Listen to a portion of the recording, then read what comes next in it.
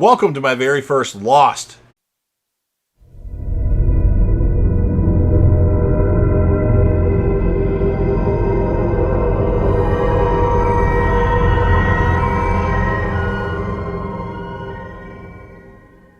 Season 3 episode review video, as this of course being the Season 3 premiere. Before I get into that though, pretty important, if you aren't caught up to the point where I am in rewatching or watching Lost, or you're just not entirely sure, then you definitely need to take the initiative and pay attention to the episode's title, which of course I'll mention, as well as put in the description. If that happens to be the case, you found if you're not caught up, it would be my recommendation that you don't watch this detailed review any further to avoid any potential spoilers. And full disclosure, I've already seen the show Lost 3 times. It's one of my favorite shows of all time. The last few times that I've watched it, I've binged it, and this time I want to take my time with it, so I'm only watching 1 to 3 episodes per week. However, the legendary Crazy Coffee Man, who you see in various video comment sections for Lucifer, Dexter, and Breaking Bad, and other random stuff, is actually watching Lost for the first time. So, join us on the journey and let's discuss this awesome and amazing show. However, no spoilers past this episode, due to the fact that as of this recording, I don't know quite where the legendary Crazy Coffee Man is. I'm way ahead right now. Review videos are already up for like the middle of Season 2, and now it's already Season 3. So, no spoilers past this episode. So with all that said, this will be Lost, Season 3, Episode 1. The title of this episode is called A Tale of Two Cities. And this will be my review reaction recap after just finishing watching the episode. So we start with a woman who's preparing to host a book club meeting at her house. And she plays some music. She looks at herself in a mirror, and she seems upset. She's even crying and trying to keep her composure. The oven timer goes off, and she discovers that there's smoke and that she's actually burnt some muffins. She hurries over and takes them out, burning her hand in the process. Then we have the doorbell ringing. There's a woman out there, and then outside there's also a man working on her plumbing, and then the two women go inside. The book club is discussing the book of Carrie by Stephen King. A man named Adam complains about the woman's,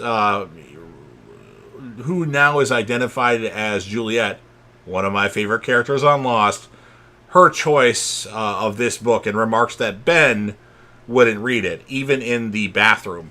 Juliet argues with this Adam guy that it's her favorite book, stating, "Here I am, thinking that free will actually exist on."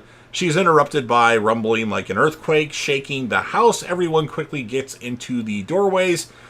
After it ends, they run outside, and we see that the house seems to be in a really friendly community of sorts. And then the man repairing the plumbing stands up, and that man is revealed to be Ethan, who was in Lost Season 1 and in Season 2.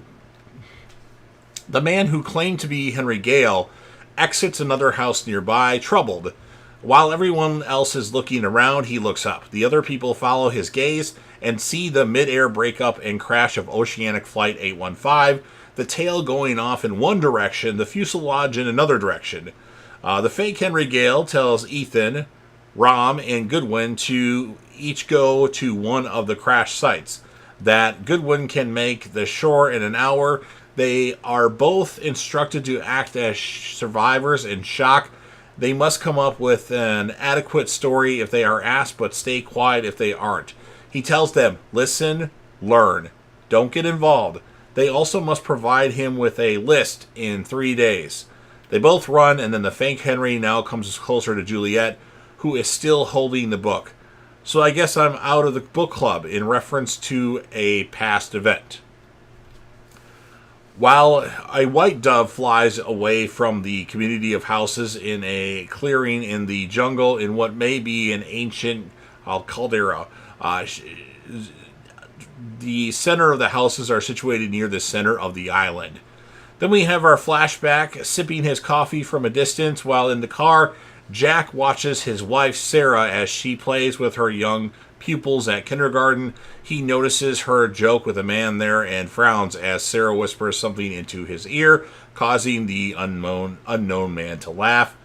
Then we have their current events. Jack wakes up in a holding cell. He sees chains across the ceiling. He seems to be on some kind of table. He looks at the inside of his elbow, which has a band-aid on it where something has been injected or blood given. He tries to open some kind of hatch door, but it is locked. Some kind of electronic device used to communicate is on the wall, but it does not seem to work. Jack sees another door on the opposite side of the room, but when he walks toward it he collides with glass while blocking his way. Water is dripping from the ceiling. Jack tries to break the glass unsuccessfully. He shouts for Kate, but there is no reply. Then we have Kate, who wakes up in the bathroom with Tom standing, Tom being the bearded guy with the fake beard, standing over her. He indicates a clean towel, a new bottle of shampoo, and an unwrapped bar of soap, and tells her to take a nice hot shower. She refuses to shower in his presence, but Tom laughs and says that, well, she's not his type. She is not his type. Tom is gay. That might be a spoiler alert, but Tom is... It's not clearly indicated in the show, but Tom is gay. He then leaves, and Kate sees that she has a Band-Aid on her arm as well. Sawyer wakes up in an outdoor cell resembling a zoo cage. Classic for Sawyer. He looks around and sees speakers and a big tub with an unknown Dharma logo on it. Also, he notices other nearby structures, including a cage similar to his with a man inside it. Sawyer tries to get answers from him, but the man does not respond. Sawyer looks around his cage some more and sees a strange contraption button inside that has a large button with a knife and fork painted on it. He tries to figure out and pushes the button. A warning sound goes off. Sawyer pushes the button again. The same sound goes off. As he is about to push the button for a third time, the prisoner in the cell opposite warns him not to.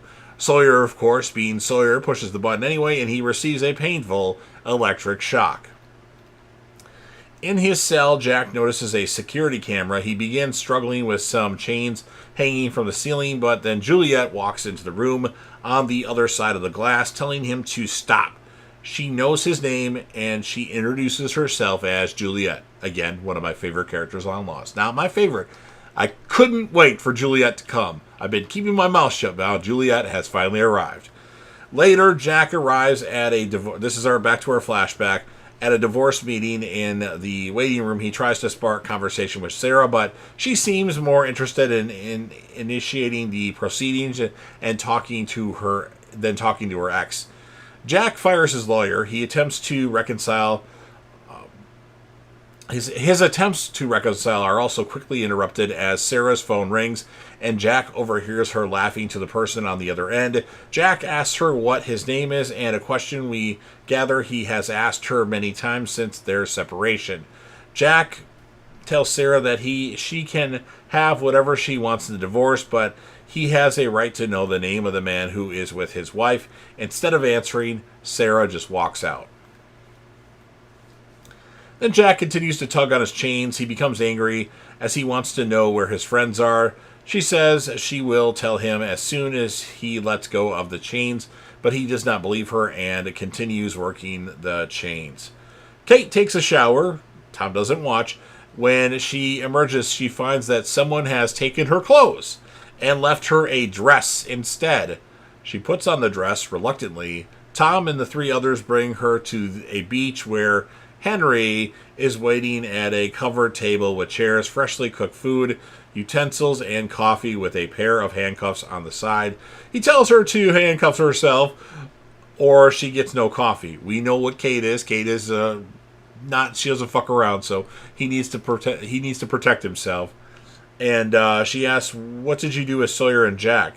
And Henry notices that she started the question with Sawyer and not Jack. Kate asks for her clothes. Henry tells her that they burned them.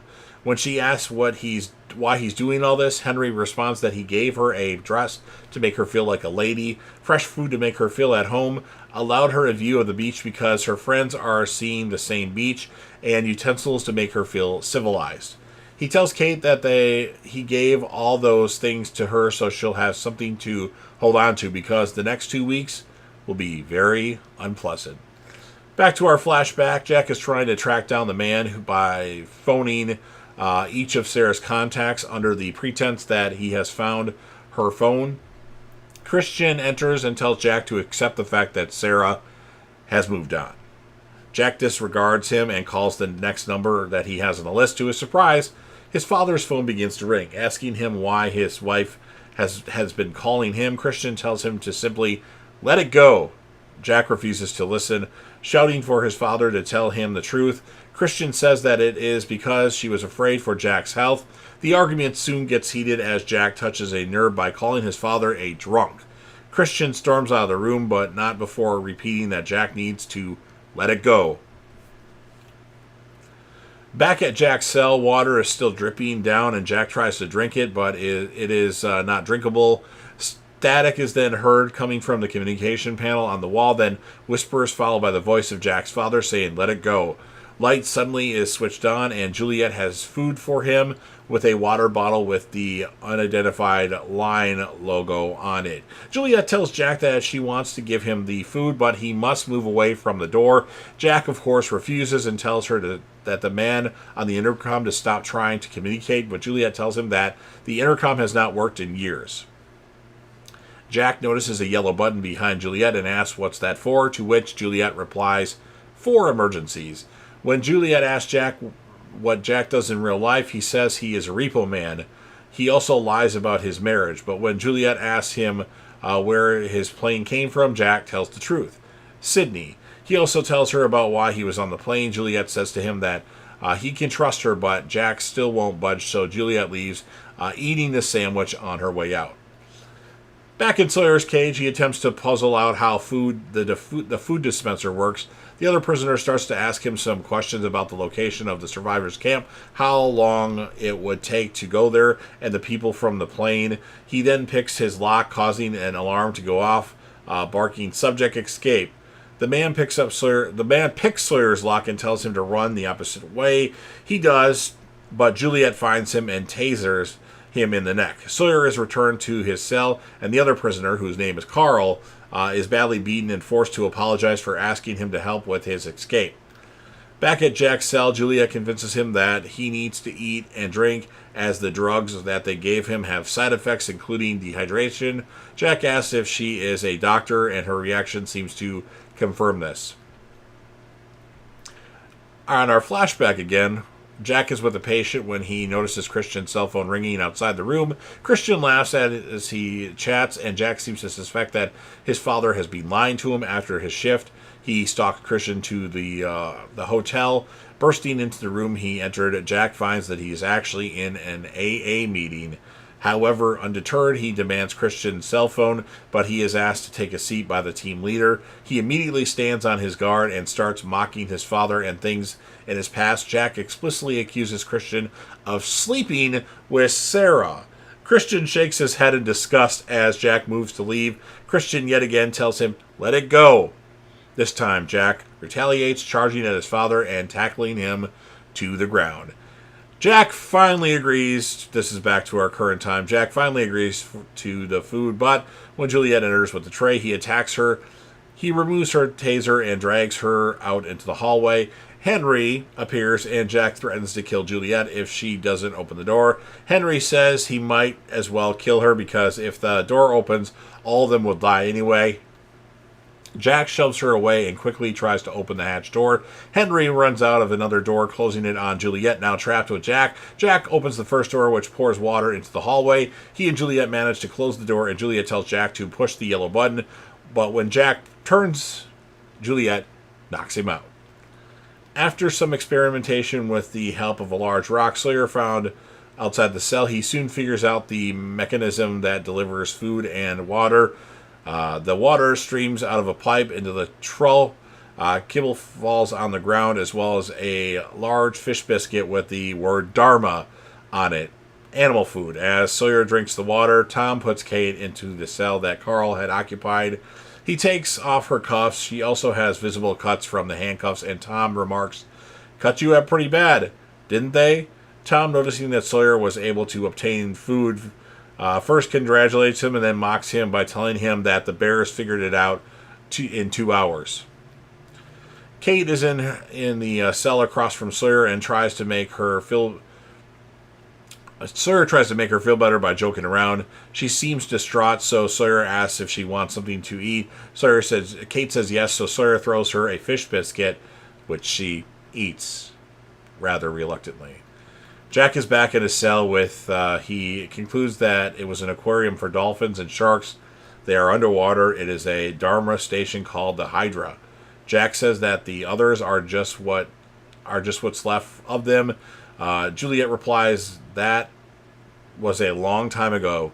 It doesn't matter who we are. She reveals she knows much about Jack. She produces a stack of documents several inches thick and reveals that she has a copy of his father's autopsy report, his divorce records, information on his friends and family, etc. This, Jack, is your life, says Juliet. Jack wants to know something, and Juliet asks him what it is. So we go back to the Jack flashback. He sits in a cell, but is quickly told that someone has paid his bail, meaning he's free to leave. As Jack leaves, he finds that the person was Sarah, who tells him that she's called him a cab. She runs out. As Jack follows, he sees a man waiting by the car for her. He demands to know if that's him, and Sarah replies, it doesn't matter who he is. It just matters who you're not. She reveals that a drunken Christian shepherd phoned her, asking her to help Jack, and that his alcoholism is something for Jack to fix now. She then leaves, ushered away by the man with her. Painfully, Jack asks if his ex-wife is happy rather than who she left him for, and Juliet says she is. Jack agrees for Juliet to bring him the food and leaving her alone. So Juliet steps into the hallway where Henry is standing waiting. He tells her that she has done a good job, and she replies, thank you, Ben, revealing Henry's real name, finally ending the episode. I had already mentioned that his real name is Benjamin Linus, or Ben Linus, but we finally get confirmation of that in this episode. It only took a lot of episodes, so pretty good premiere, I think. I really like Juliet's character, and Ben is one of the most memorable characters on Lost. I'm going to score this episode a 9.0 out of 10. My characters of the episode are going to be Juliet. I absolutely love Juliet, so I've got a little bias towards her. Jack and Sawyer. Those are my three standouts for this episode. So you've heard everything that I have to say. Now it's your turn. If you're a fan of Lost and you want to help me out with the YouTube algorithm, please consider Hulk smashing the like button, share the video with a friend, put this video on any one of your social media platforms. Don't forget to sound off in the comment section and interact with me and the legendary, and I mean legendary, Crazy Coffee Man. What'd you think of the episode? What would you score it? And who would be your character or characters of the episode? And last but certainly not least, don't forget to hit that sub button. You're watching the video anyway. Subscribe to the channel, join the team, show your damn support, and be a part of something special. And you never know what you're going to see on JDev TV.